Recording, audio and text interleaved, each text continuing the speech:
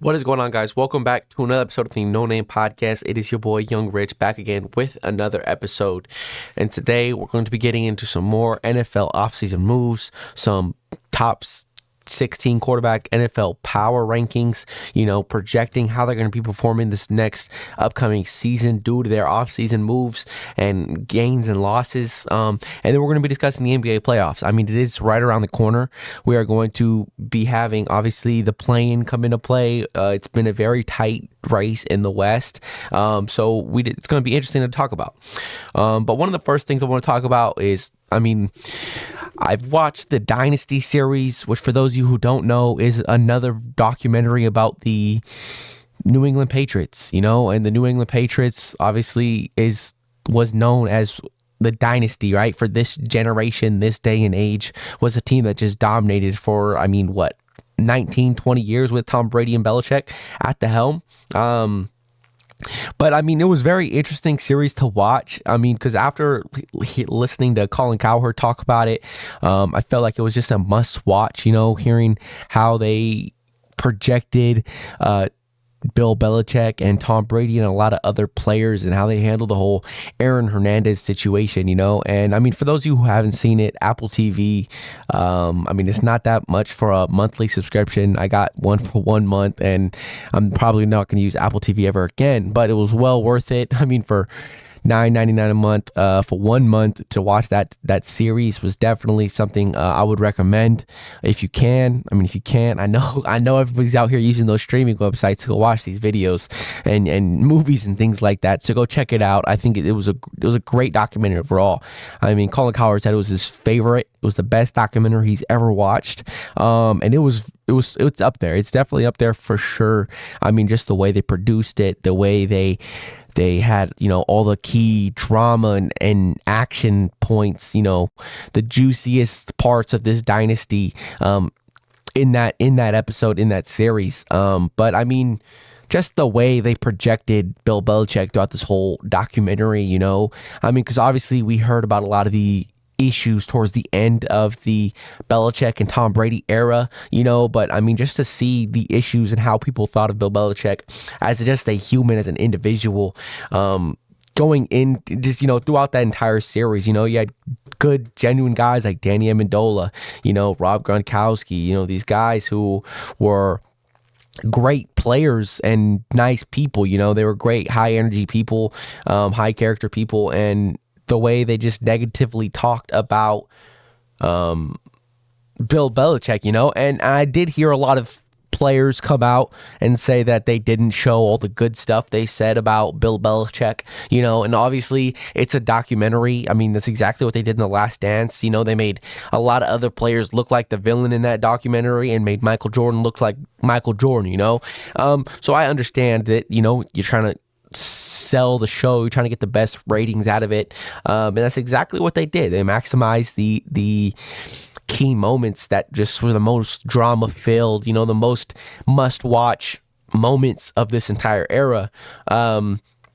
But just to see some of the things Bill Belichick did, that, at first, some of the things I forgot about, the whole Aaron Hernandez situation, not letting him go get traded to a West Coast team because he said he felt like his family's life was in jeopardy, like in moments like this, to where it was just, and there was countless moments like that where you've seen Bill Belichick just put football, the winning of football, the team success, winning football games over, these people as these individual players as people, which was just something, you hate to see it, because the same thing with Tom Brady, Jimmy G comes in, looks phenomenal, and then it looks like this guy is going to be the next Tom Brady. You just picked up his successor, and then you go out there and win a Super Bowl with Brady, the greatest Super Bowl comeback ever, and then you still have more issues with Bill Belichick going into the next season. But Tom Brady goes out there and has the best Super Bowl performance for a quarterback ever, against the Philadelphia Eagles, throwing for 500 yards, and they still lose, all because Malcolm Butler didn't get to play, and the one time you've seen Bill Belichick finally have some personal emotions affect the team's success. So, and then you've seen after that, a lot of players decided to cut ship. They said that this had enough time in New England. They wanted to go their separate ways and do their own things. So obviously, there's always going to be situations like that, especially when you've been dominating the scene for so long, for such a long time. But to hear Bob Kraft go out there and Robert Kraft go out there and say that, obviously it's not a spoiling anything, right? It is human knowledge. He said this to the public, right? But he said that he had to pick over Tom Brady. He let Tom Brady know, I'm sitting in a situation where I have to pick over you or Bill Belichick in this situation. And obviously it ended up being, Tom Brady was the odd man out in the situation. Tom Brady wanted to get something new, and that's exactly what they did. And I mean, it was also good for Tom Brady because, as you can see throughout the series, you kind of seen him in the back end of his career.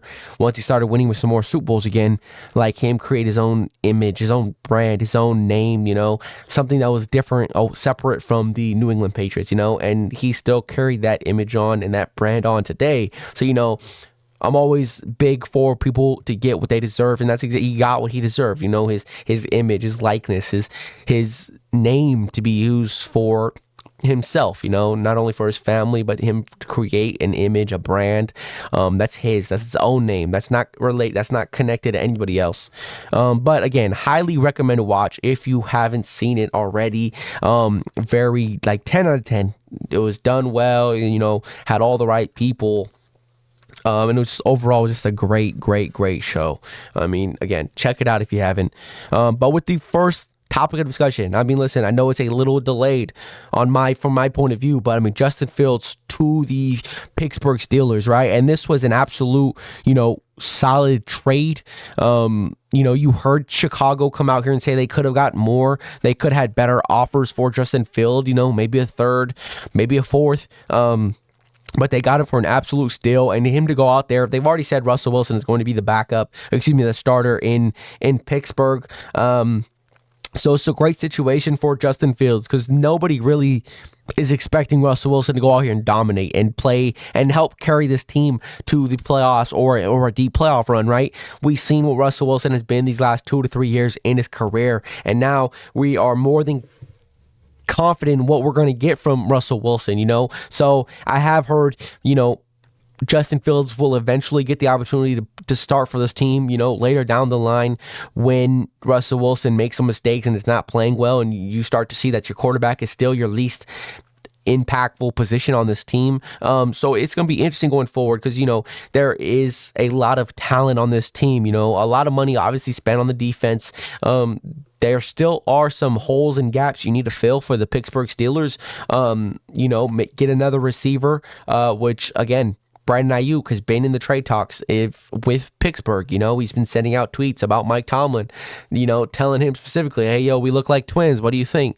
And then, so people are obviously speculating a little something's going on in the back end. But obviously, Brandon Ayuk, he wants to get paid just like every other wide receiver that is a top 10 receiver wants to, right? And Brandon Ayuk is definitely a top 10 receiver in my eyes. I mean, listen, almost 18 yards per catch last year, and on the low volume he had, the high success he had, he's just a phenomenal top tier route runner. And I think wherever he goes is going to be very impactful, right? I think he might Brock Purdy's definitely going to suffer if Brandon Ayuk is not there. And I'm not saying Brock Purdy's going to fall off, but there's definitely going to be a piece on that offense, a huge piece on that offense missing, right? And I hear a lot of people say that they could replace that position, but I don't really see him as that easy to be replaced. He is a very special, a very dynamic receiver, so I don't know if he's that, replaceable at the end of the day, especially not from a rookie receiver just coming out and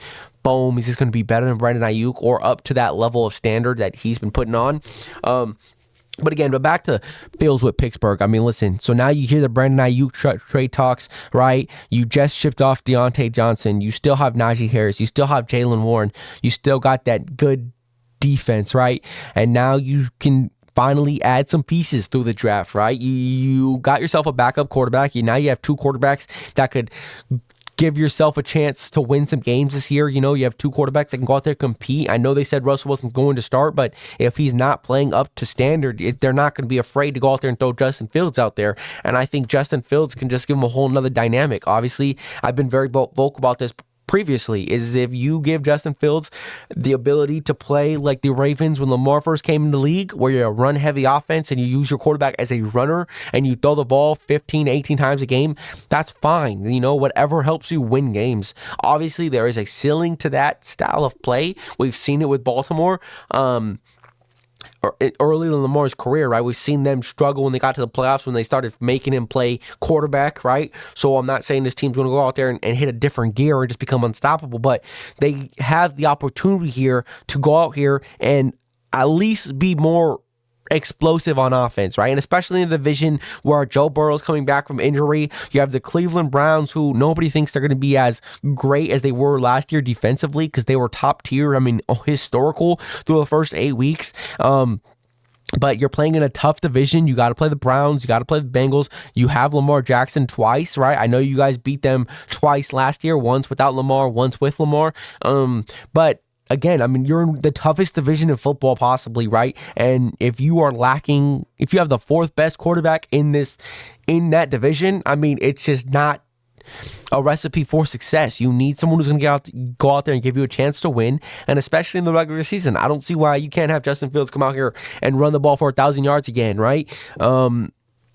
Obviously, he needs to develop as a passer if he wants to become a possible long-term option, but I think if you just use him to his strengths and develop him as a passer, Lamar Jackson, it took him time. Lamar Jackson's still not a top 10 passer in the league, right? But, excuse me, he's still not a top 10 passer in the league, but we know his dual threat ability and the way he is as a quarterback and the way he's used opens up everything else for his team, right? It allows Zay Flowers to get more one-on-one opportunities, Mark Andrews to get going. It allows them to run with their fourth-string running back and still be the number one rush offense in the league, So having a quarterback like that, a Lamar Jackson-esque quarterback in the backfield with a elite defense, or top 10 defense, however you want to put it, top 10, top 12, however, right? You have the opportunity here to go out here and just be a more competitive team, especially in one of the toughest conferences, divisions in football, right? And the AFC being so stacked, so quarterback heavy compared to the NFC.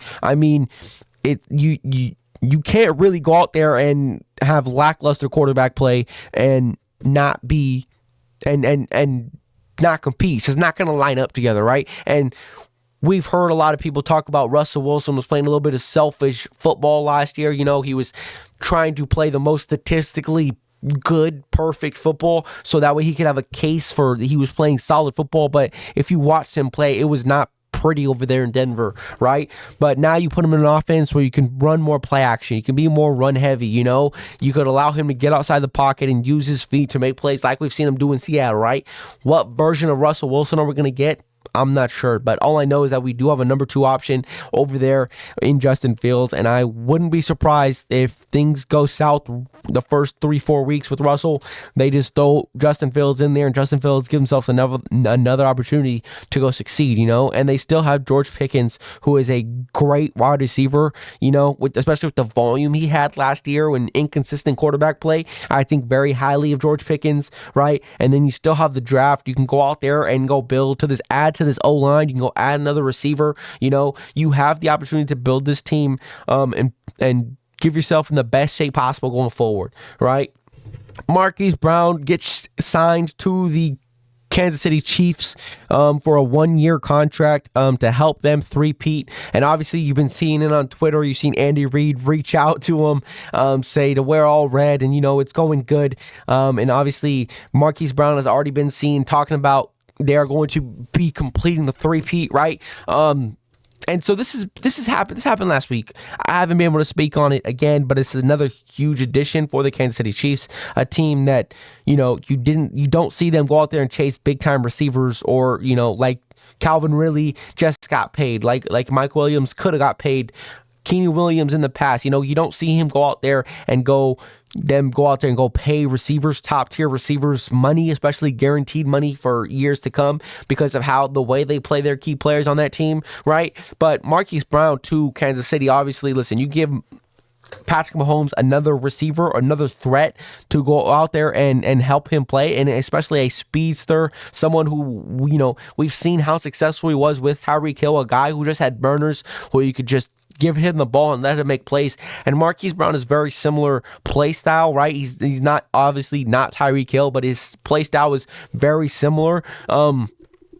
And listen, Marquise Brown is definitely not benefited from had lackluster stats and performances due to his quarterbacks, right? He goes into Baltimore, again, a team that was so run heavy, and Lamar Jackson was not the greatest thrower of the football to where it limited his results, right? But he goes out there with Lamar Jackson when he wins MVP, and they have a great year. His numbers aren't great. They aren't good. They're okay, And then, he gets shipped off to Arizona, and then Kyler Murray gets hurt. And, you see Kyler Murray come back after the 6th week, 7th week this year. And then you finally started seeing Marquise Brown have some life. You start seeing him have some success. And I'm a big Kyler Murray fan, so I was really watching a lot of Arizona football when he did come back. I mean, a good amount of Arizona football, more than what a normal human being would actually watch, for Arizona. But I watched them play together, and him and Marquise Brown get connecting, and Marquise Brown be successful wide receiver with Kyler Murray. And I think it's a great pick. It's a great pickup for Kansas City, obviously, right? You have a receiver whose ceiling could be, Pro Bowl player, 1,200-yard receiver in the league, but he's never had the opportunity, the volume of catches, the volume of targets to go out there and meet that expectation, to go out there and overachieve expectations, right? And now he has opportunities to do so, right? We've seen the offensive struggles this last year. They're basically holding everything intact on defense. L'Jarius Sneed obviously is on a franchise tag. Trade discussions are up in the discussion, but when you give Patrick Mahomes a solid wide receiver, we've seen wide receivers play with good quarterbacks in there, and they blossom, right? And you sign him to this 1-year deal, a prove-it deal for Marquise Brown, whether they decide to re-sign him this upcoming year to a long-term deal, or he creates just huge free agent value for himself, right? And so this is a win-win for both of them, right? You get one chance to go team up with the Kansas City Chiefs and Patrick Mahomes, right? You still have to play alongside Travis Kelce, who's going to give a lot of attention. They're going to have a little one-on-one opportunities. So, I mean, it's a win-win for them. It's a win-win for Kansas City. It's a win-win for Andy Reid. I mean, these guys, again, they're going to be the team to beat, and I don't mean in the regular season. I mean, you have to go out there in the playoffs and go put this team away. We've seen the offensive struggles last year. 21 points against the Chiefs was enough to beat them, and that was the number for the entire season. If you hit 21 points, you were going to beat the Kansas City Chiefs, right? So again, they definitely needed something on offense. Last year, they didn't do much. So now you pair him and Rashid Rice together.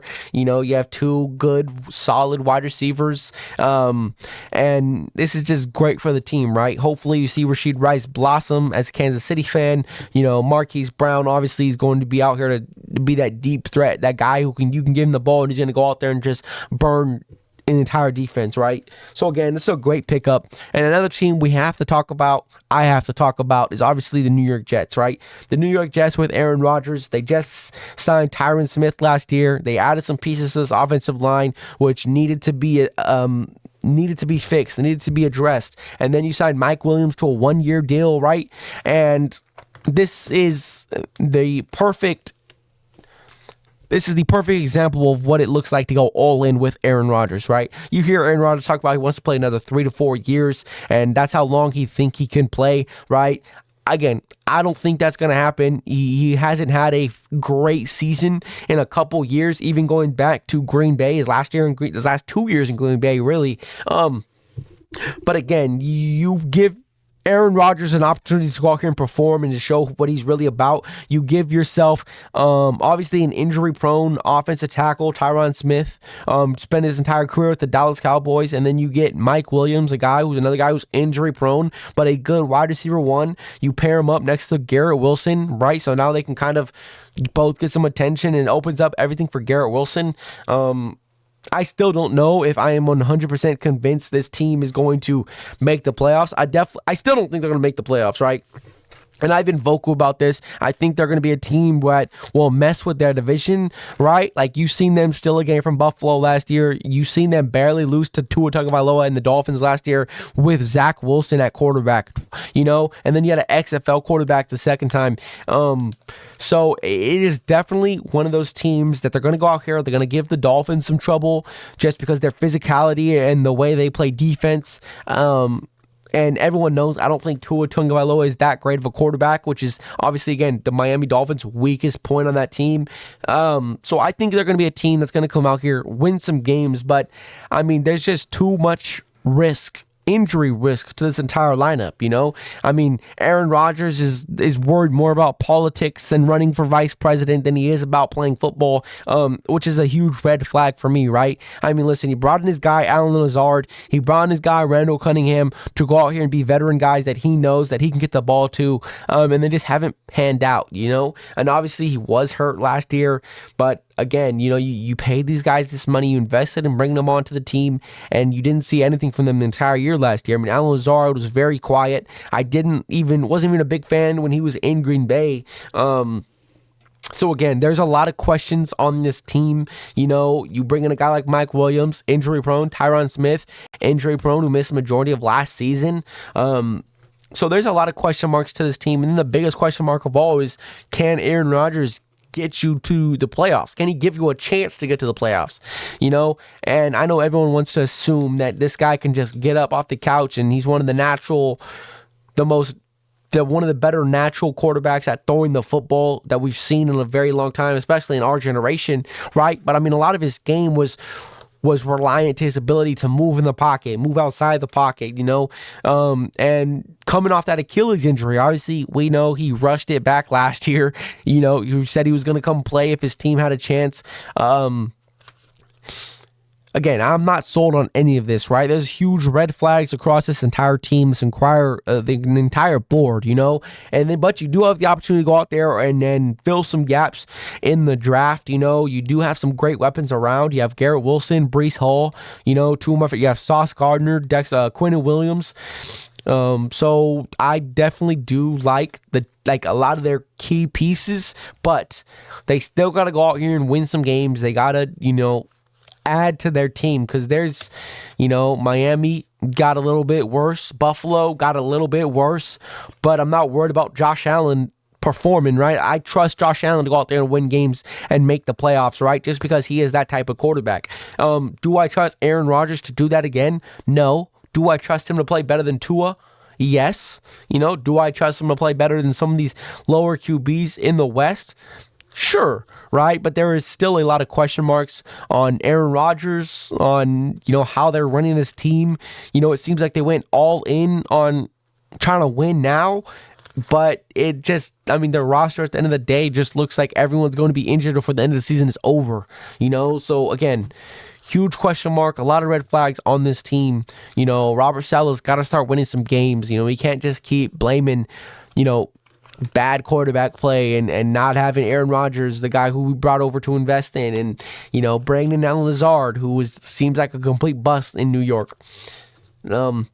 So again, a lot of situations that need to be answered, a lot of holes and gaps that need to be filled and addressed in the draft. I mean, if you get a solid draft, you could be looking at a solid team. A team, do I think? But I mean, you got to look at the AFC is just so deep that it's very hard to really go out here and say they're going to make the playoffs, especially with the Aaron Rodgers woes, the injury risk of this entire team, so it is going to be interesting to see going forward and how this all pans out this year.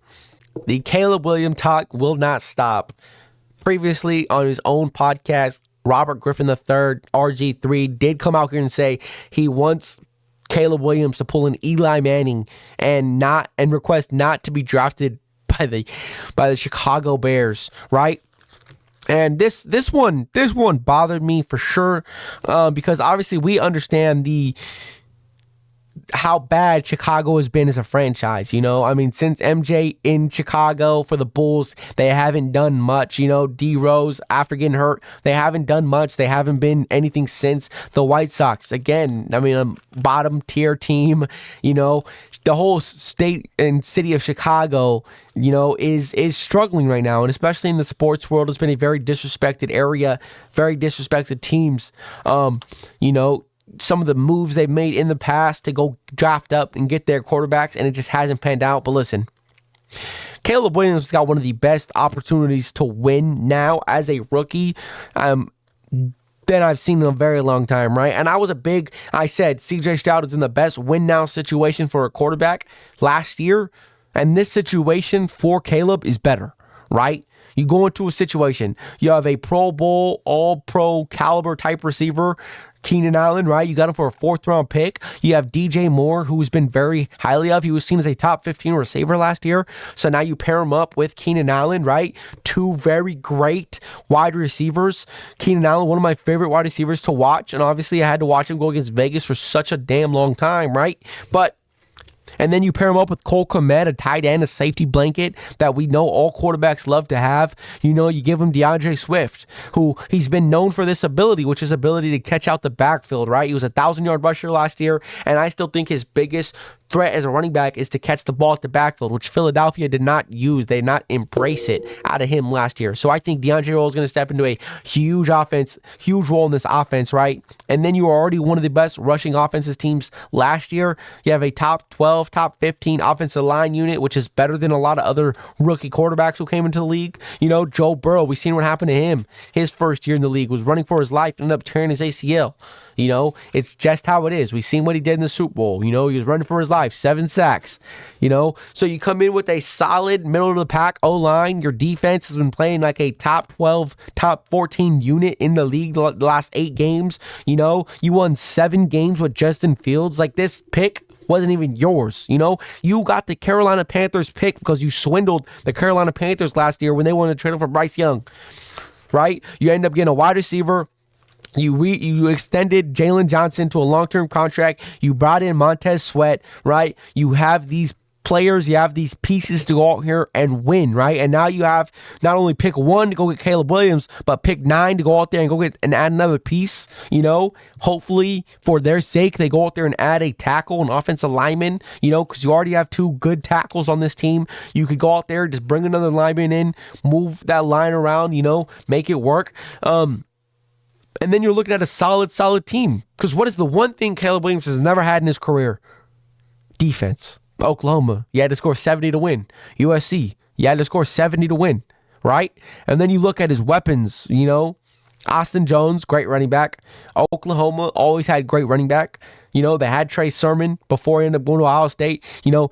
They are a team that's known for good quarterback play, good running back play, right? USC, Brendan Rice, Taj Washington, he played a season. He played with Jordan Addison, who was a 1st-round pick. Again, well-deserved. He's shown he is a great wide receiver alongside Justin Jefferson. But Jordan Addison was a wide receiver 1. He was a great, a guy who was always going to be open. We had a top 5 offensive line in college football last year. Defensively, again, we weren't great.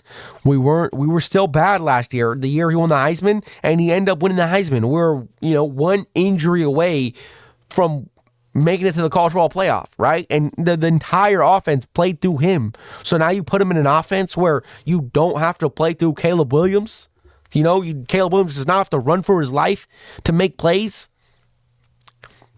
So you're putting him in a situation where now he has the chance to go out here. You get a solid O-line, which again, he was running for his life in the entire year last year. Go run the tape. Right? He had to do so much stuff on his own with his feet because he was getting chased for his life the entire season. Defensively, if he didn't score 6 touchdowns every game, we're not winning. We're getting blown out. Couldn't stop anybody. We should have beat Washington. We should have beat Oregon. We should have beat Utah. We should have beat all these teams, but we couldn't stop a damn nosebleed. And Caleb Williams has to go out there. We barely beat Colorado. We were up by 21 and we let them come back in the game, and Caleb Williams had 6 touchdowns. 6 touchdowns. He missed one throw the entire game, and all of a sudden these guys are about to try to take the lead. The last drive of the game, like Caleb Williams, I think now steps into a situation with a already better defense. You have an all-pro caliber cornerback in Jalen Johnson. You have a good D-line built up with Montez Sweat. Hopefully you can address that position in the draft, right? You add one more piece to the offensive line through the draft. Maybe you get another receiver later in the rounds. Go get another corner. Go to safety, And then you come in a situation, DeAndre Swift, again, very underrated back, but very talented and very capable of producing for you, right?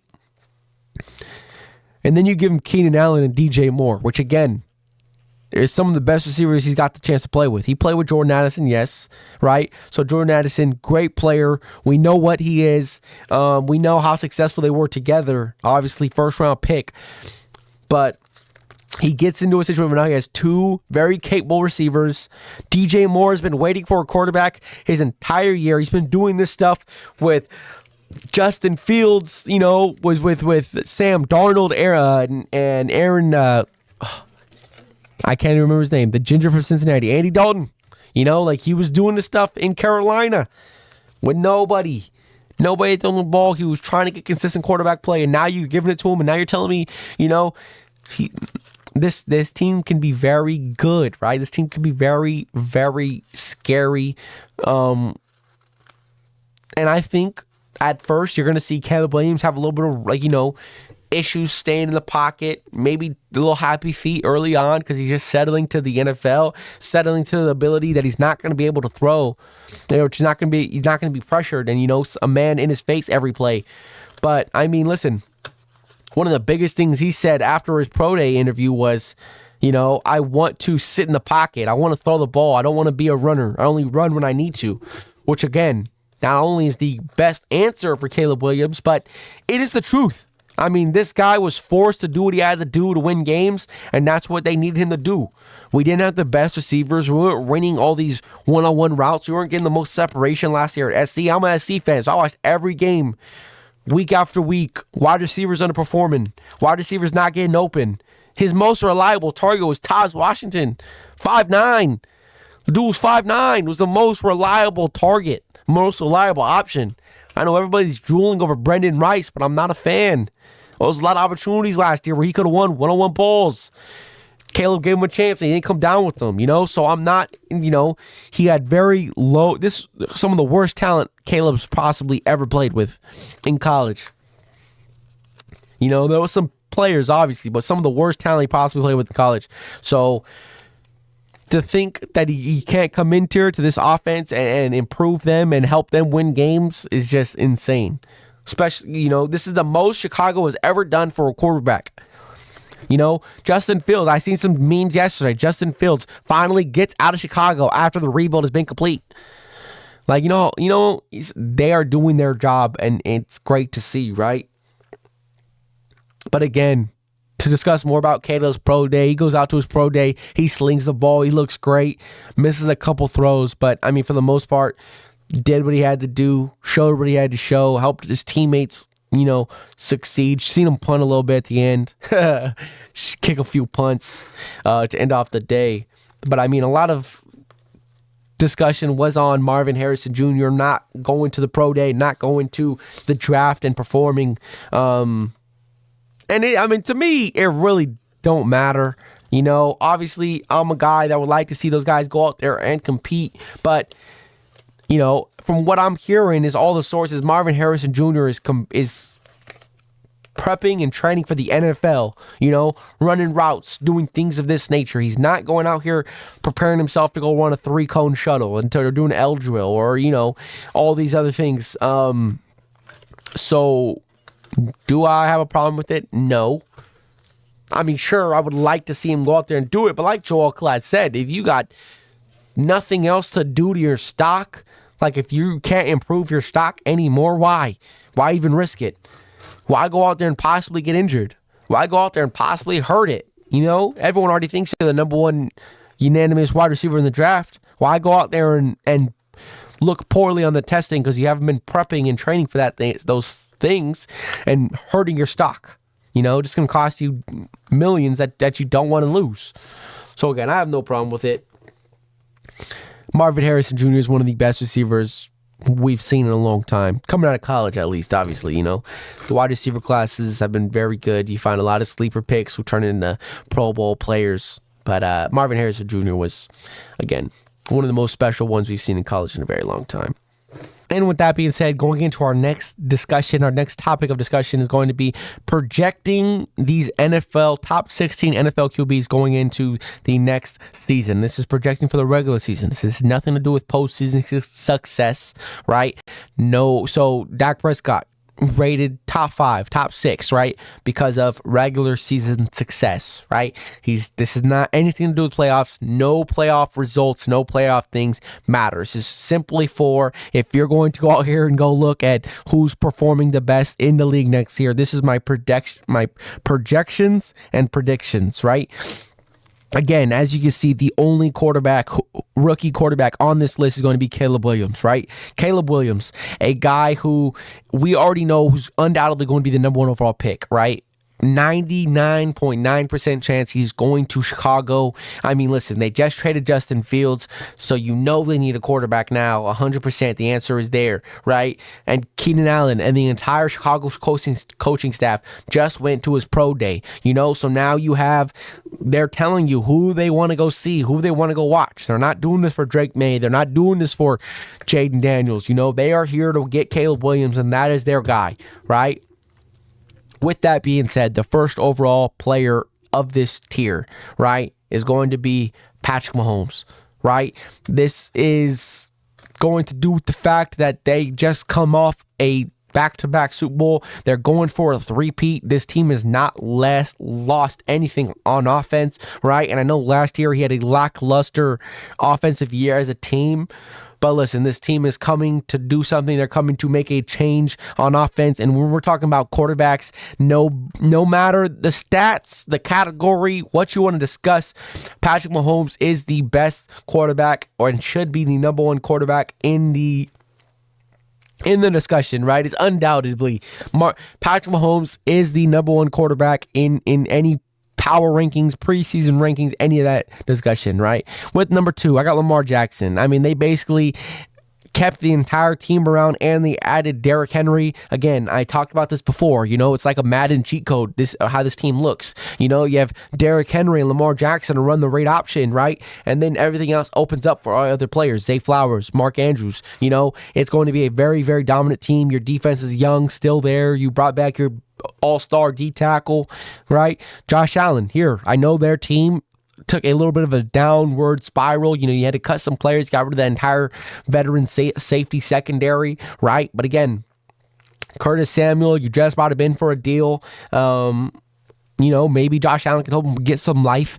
But again, I think Josh Allen is one of those guys. He's going to be just fine in the situation he's in. You're going to be out there. You're going to be successful because you are, at the end of the day, Josh Allen. Okay, Joe Burrow, right? I mean, we've seen how hot this team was getting right before he ended up getting hurt, right? And now you're telling me he's got a whole offseason to get healthy, to get right. So now he's come into the year. He gets Jamar Chase, right? T. Higgins obviously requested a trade. You did lose Joe Mixon, right? But again, it's Joe Burrow. You have more picks to build on this offensive line. You added to this offensive line, right? And then you're going to add to this defense, maybe, and you're definitely 100% drafting another receiver in the first round, right? Or the second round. You're getting another receiver, right? And they do a great job at drafting receivers. Obviously, they had Tyler Boyd, T. Higgins, Jamar Chase all on the same team. So they are going to draft another quarterback or another receiver, and they do a damn good job at doing so. CJ Stroud, I mean, listen, what you were able to do, not only this free agency period, bringing in Daniel Hunter, adding to this defense. You have a rookie quarterback, right, who just played phenomenal with Nico Collins and Tank Dell, right? 2 great young receivers, but none of those guys are top 15, top 10 guys in the league, right? You don't have no true undisputed wide receiver 1, right? You have great weapons. You have Dalton Schultz, right?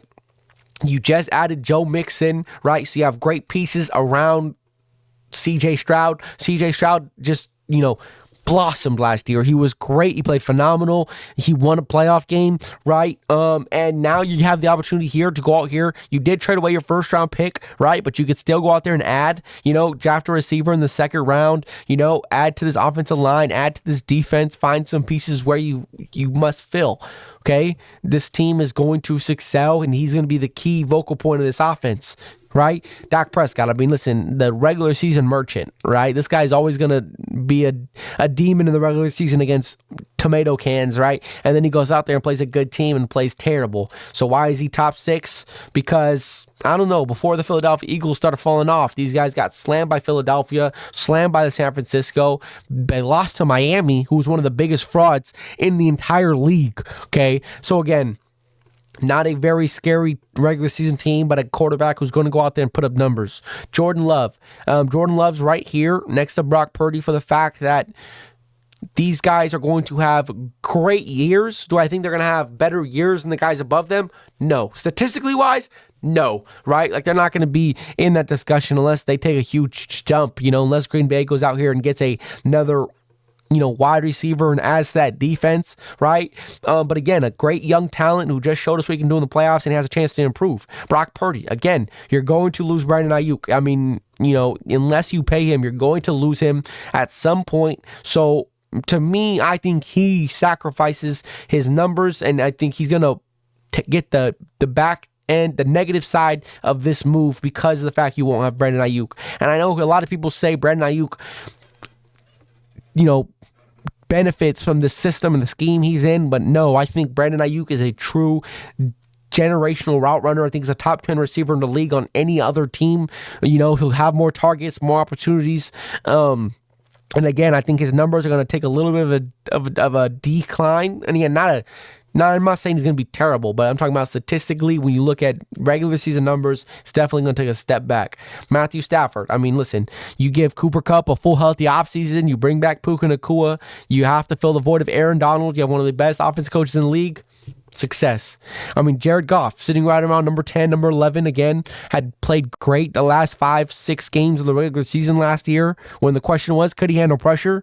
I mean, you're bringing everybody back. You added to this defense. You still have picks to go out there and improve. I like him. Kirk Cousins, I mean, listen, has one of the youngest teams in football at this point, but you have great weapons. Bijan Robinson, Drake London, Kyle Pitts, right? You have a great team, a great defense, a top 5 offensive line. Success, right? Justin Herbert. You just lost 2 of your best receivers. You're stuck with Quentin Johnson, who we've seen him just drop passes and not make plays last year. This was a big question mark. I've never seen him play a game without Keenan Allen or Mike Williams. So how do I know he's going to perform? I have no idea, right? Jalen Hurts just had one of the biggest downfalls in NFL history, starting 10-1 and losing to Baker Mayfield in the first round, losing 5 straight going into the playoffs. And the year before that, he didn't look top 3 the entire season. He only looked elite in the Super Bowl, which again, the one game that matters most. But again, a lot of question marks. The same team is coming back. Basically, you brought back Saquon Barkley. You brought in Saquon Barkley, so it's until you prove me otherwise. This is why I have you seen, because right now it looks like you guys are about to fall off. Caleb Williams, right? And again, for all the reasons I've already explained, he's coming into a good offense, great weapons. Trevor Lawrence, again, you lost Calvin Ridley.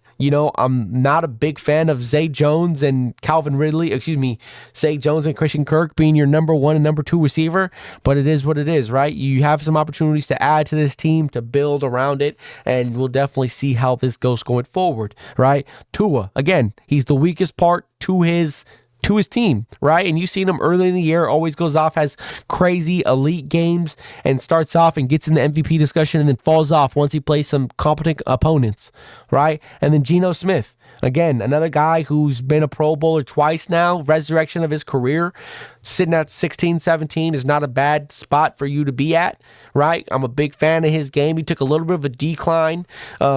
So do I think he's going to regress again? I'm not too sure, but you still have the weapons. You still have DK. You took a different direction with your new head coach, right? So I definitely think if you could add some pieces to this in this draft, you're looking at a very solid team.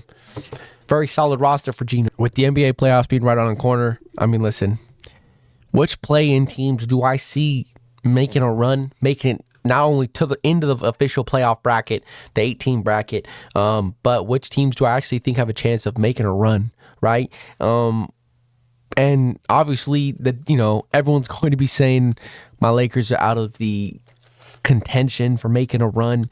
Have not looked very good. We kind of played down to the teams below us. But I mean, if you look at some of these other teams, Phoenix, again, a very inconsistent team with one of the worst fourth quarter offenses in basketball, right? And then Golden State, which, again, Golden State beat us without AD, and, you've seen when they were playing against us, all they did, as soon as I seen AD came out the game, they just went to the rim, 50-some points in the paint, which is not something they would do if AD was there, right? And then you see us match up against Phoenix, who we have a winning record against them this year, 3-2 this year against Phoenix, right? They got us the last 2 times. Again, they caught us in a stretch where we weren't looking good. Beginning of the year, we were looking better than them. So again, I mean, listen, the Lakers can match up with anybody in a sudden death, best of one matchup. I think we'll match up great against Golden State. I don't think Golden State, obviously Steph Curry is Steph Curry. He could do some remarkable things. He could definitely carry a team to get there. But I think when you bring AD into it and you get AD defensively, which is really going to make the impact. I mean, we've seen it last year when we played him in a series.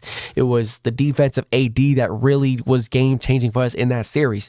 And then you had LeBron shooting as efficient as he is, and you've seen him have this takeover ability this year, even at this age, 40-something points twice. One game ended up in a loss, but, I mean, you've seen his ability, you've seen us make runs, and, the most hidden X factor, the most important X factor for us as a team is D'Angelo Russell, obviously. D'Lo being, that 20 points per game scorer, the guy, 7 assists a game, is, all-time high, shooting 45% from 3. He's been playing remarkable this year, right? But now we just need him to translate his game into the playoffs, right?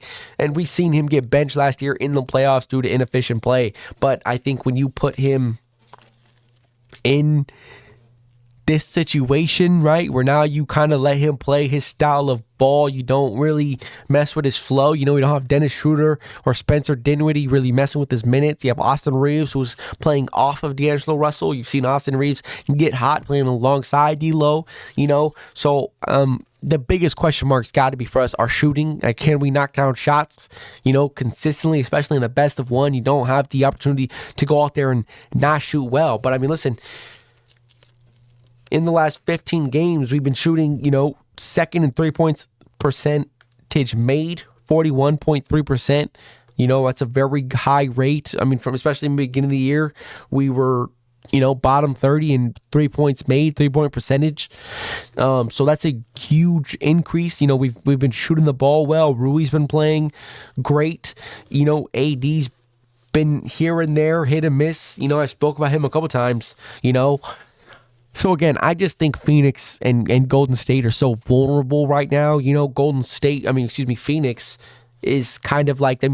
Their depth. They lack so much depth in that team, and it's the non-KD, non-D-book minutes that really, really hurt you, And Bradley Beal has obviously not been the Bradley Beal we've seen in Washington, and I understand he's not taking as many shots. He's no longer the number one option, but this team, those two teams look very vulnerable, and I think with the size we have and, the 4 main players we have on our team, 5 are starting, I trust Rui, D'Lo, LeBron, AD, and Reeves to close games. I really do. The one team I would worry about is obviously going to be Dallas. I mean, Dallas is one of those teams. You have Kyrie and Luka playing together alongside. That's a very scary team, especially if they start hitting their shots, shooting their threes. I mean, it can get ugly real fast. But, I mean, at the end of the day, all we got to do is get into the playoffs. And once we get to a 7-game series, then that's when we start having discussions. So, again, I think we have a good chance of beating Golden State in the first match, and then obviously playing the loser of Dallas and Phoenix. I would much rather play Phoenix, obviously, than Dallas, because of how hot Dallas can really get. But I mean, and I'm a true believer on that. If you get through the play-in, you have a chance to make some noise in the playoffs. I mean, we did it last year. We match up well against a lot of these teams. So am I being a little biased? Sure, but the numbers not only speak for itself. Not only have we done it before, But yeah, and then we go to the East. I mean, listen, the East, Chicago and Atlanta, 9 and 10. Not worried about any of those teams, right? Not worried about any of those teams. I think Philadelphia and Miami are going to slide by.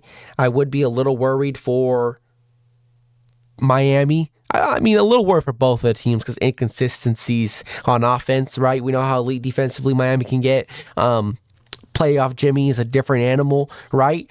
So again, they only have to win one game, both of those teams, and I think Tyrese Maxey is more than capable of single-handedly carrying his team against Chicago and Atlanta.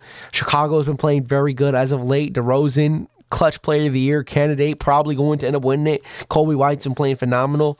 Again,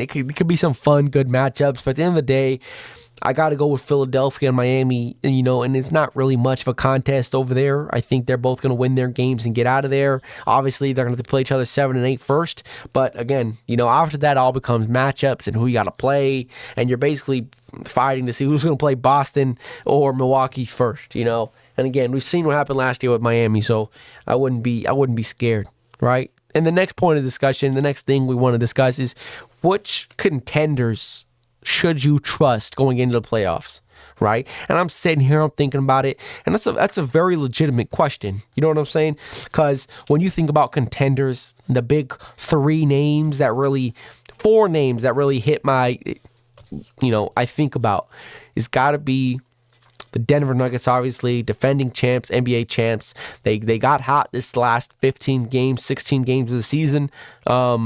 And the LA Clippers in the West. The Clippers, they built a roster. They brought in Harden. They are investing into winning right now. So now you have to go out there and you have to compete. You have to win a championship.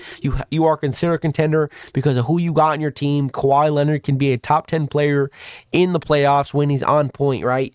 And so again, I can trust Denver. Obviously, Denver, I think, is the best team in the league right now, and I think that's undoubted. That's a no-brainer. You have, going to be a 3-time MVP, Nikola Jokic. Nikola Jokic is still the best player in basketball. He's playing at an unremarkable rate. The team chemistry is so damn good. You have Aaron Gordon playing at an elite rate. Michael Porter Jr., when he gets hot, he just doesn't miss. Jamal Murray, a big-time closer who you can't guard him now to close out games, and he's only going to get better. We've seen him jump crazy in the playoffs, right? His playoff numbers go crazy.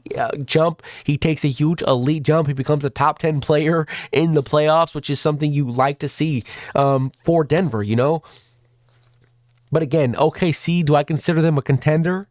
Not. Yes, I would love for OKC to go out there and go win and go compete and go win a championship, right?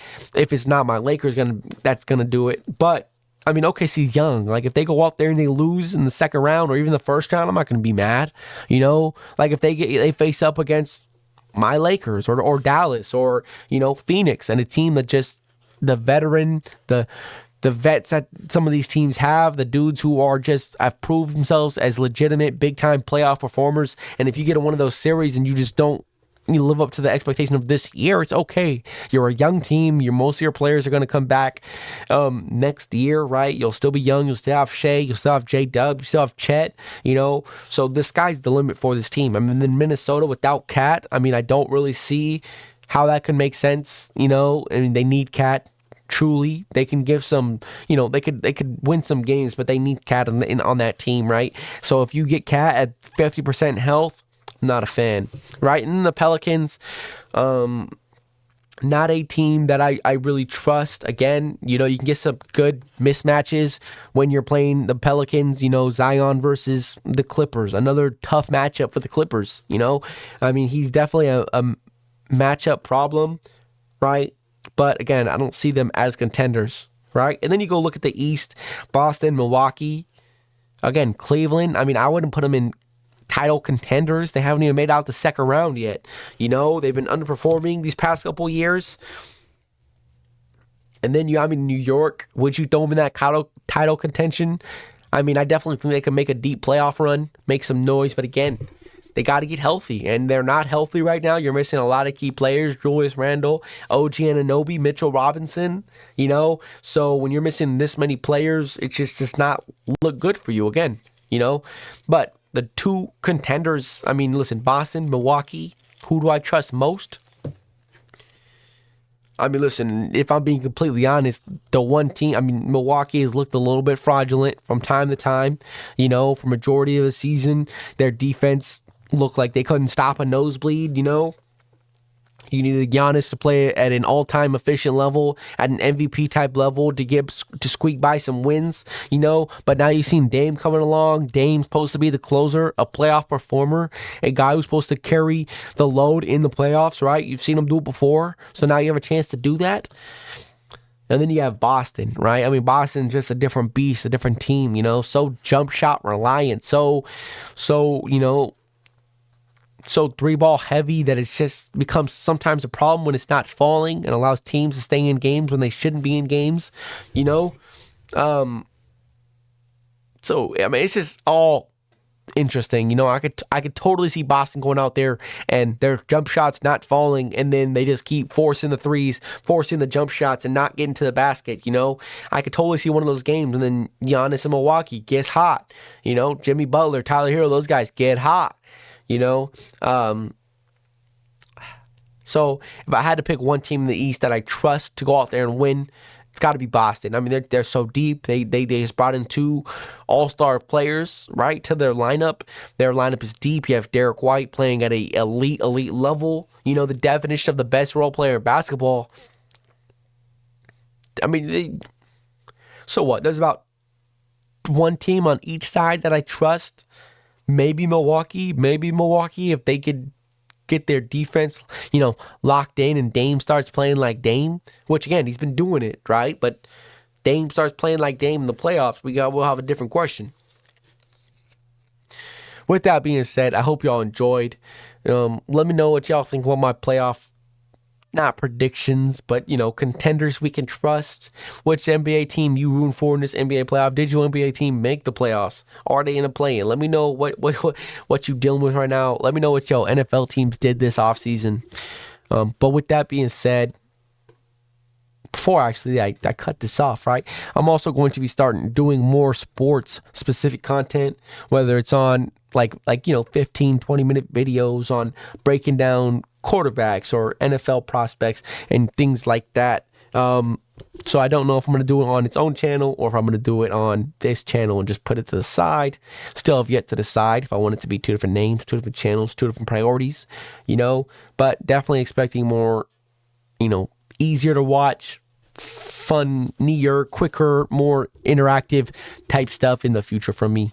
But with that being said, I just want to say thank you for all the support. Y'all been showing me mad love. Finally getting people watching my stuff on Spotify, which again, it's insane to think about that. It's not an insane amount, but we're growing. I see the people who click on it, who stream my stuff, and it's insane to see. So again, I appreciate all the support. Hope y'all have a great day. If y'all haven't checked it out, go check out the Dynasty documentary, Apple TV, $10 a month subscription. Go check it out. It's not that bad. All right. With that being said, see you.